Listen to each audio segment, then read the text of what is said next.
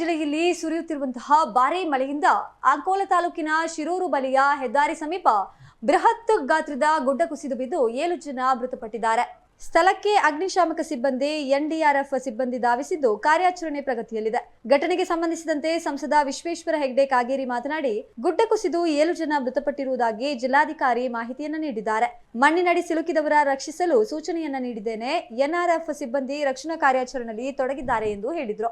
ಮಣ್ಣಿನಡಿ 9 ಜನ ಸಿಲುಕಿದ್ದಾರೆ. ಇದರಲ್ಲಿ ಒಂದೇ ಕಾರಿನಲ್ಲಿ ತೆರಳುತ್ತಿದ್ದ ಒಂದೇ ಕುಟುಂಬದವರು ಇದ್ದಾರೆ ಎನ್ನಲಾಗಿದೆ. ಒಂದೇ ಕುಟುಂಬದ ಲಕ್ಷ್ಮಣ ನಾಯ್ಕ, ಶಾಂತಿ ನಾಯ್ಕ, ರೋಷನ್, ಆವಂತಿಕ, ಜಗನ್ನಾಥ್ ಸೇರಿದಂತೆ 9 ಮಂದಿ ಮಣ್ಣಿನಡಿ ಸಿಲುಕಿದ್ದಾರೆ. 9 ಜನರಲ್ಲಿ 7 ಮಂದಿ ಮೃತಪಟ್ಟಿದ್ದಾರೆ. ಮಣ್ಣು ತೆರವು ಕಾರ್ಯಾಚರಣೆ ನಡೆಯುತ್ತಿದೆ.